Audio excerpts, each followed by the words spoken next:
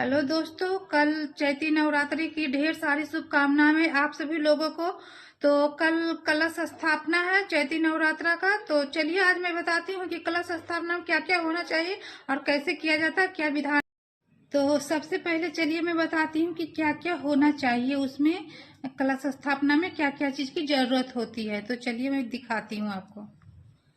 तो सबसे पहले देखिए कि एक कलश ले लीजिए और एक उसके बाद फिर एक मौली ले लीजिए और उसके बाद फिर आप यहाँ पान का पत्ता ले लीजिए और पान के पत्ता लेने के बाद फिर ये कसेली ले लीजिए और उसके बाद फिर ये देखिए नारियल ले लीजिए और नारियल को फिर ये लाल कपड़ा में बांध लेना है, लपेट लेना है, खाली नहीं रखना है। और उसके बाद फिर यहाँ देखिए, आप पसंद है दुर्गा माता को अनार तो आप अनार भी ले सकते हैं, फल में एक चीज।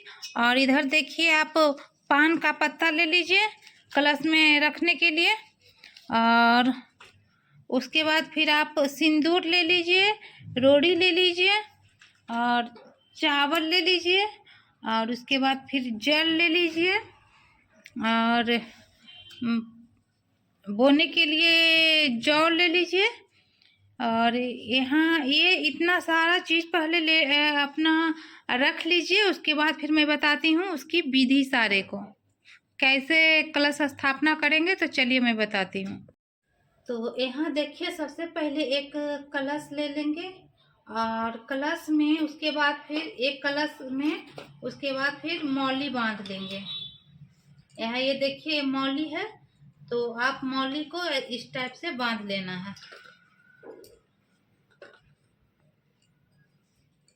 5 बार करके इस मौली को इस टाइप से बांध देना। और उसके बाद फिर इस मौली को बांधने के बाद फिर रोड़ी से या तो पीला चंदन से ओम का चिन्ह लगा देना है, ओम या स्वास्तिक का चिन्ह लगा देना है। और उसके बाद फिर ये कलश को पानी से भर देना है। पानी से भरने के बाद फिर ये आम का पल्लू है, सॉरी आम का पत्ता है। देखिए ये आम का पत्ता है, अगर ये आम का पत्ता ना रहे तो आप अशोक के पत्ता का भी यूज कर ले सकते हैं। तो पान के पत्ता में हम रोड़ी लगा देंगे, सिंदूर जो भी है।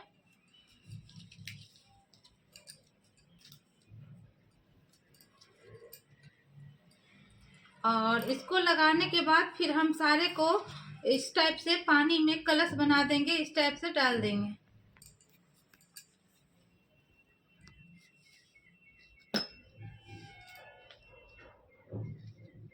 इस टाइप से डाल देंगे। और अगर आपके पास जो कलश रखे हैं फूल है तो फूल यहाँ पे रख देना है। और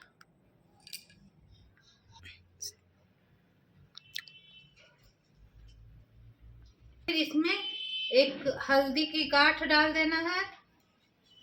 हल्दी की गांठ डालने के बाद एक सिक्का डाल देना है और एक ये डाल देना है, एक इलायची डाल देना है।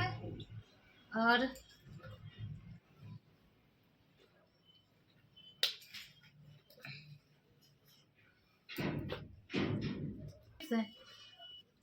एक लौंग डाल देना है। और अगर पान के पत्ता भी होना चाहिए तो पान के पत्ता में भी ये सब रख के इसको भी रख सकते हैं चढ़ाने के लिए।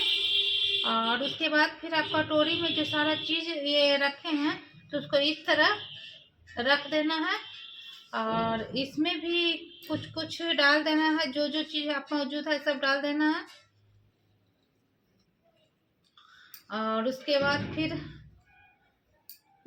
ये जो आप नारियल लिए हैं, नारियल में लाल कपड़ा लपेट कर और इसको जो इसका मुख है जो आगे की ओर इस टाइप से रखना है।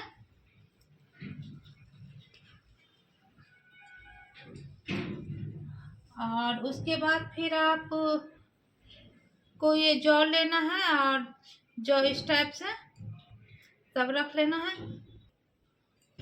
और रख देना है।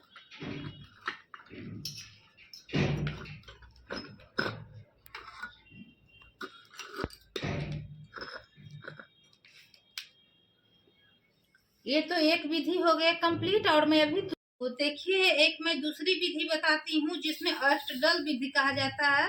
इसमें आप इस टाइप से चावल ले लीजिए और इसको 8 दल बना लीजिए, यानी कि 8 दल इसे बना लीजिए। ये हो गए अष्टदल, और इस टाइप से कर लीजिए।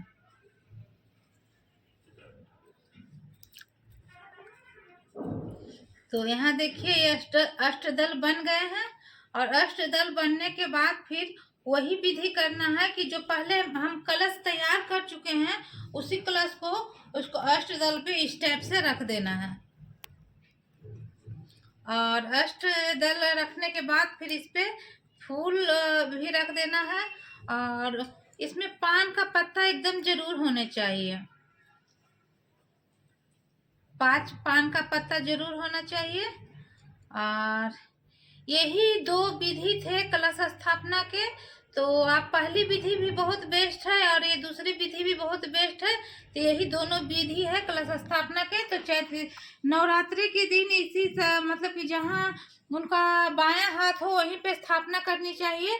तो यही थी पहली और दूसरी विधि, इस टाइप से भी आप कर सकते हैं। तो थैंक यू।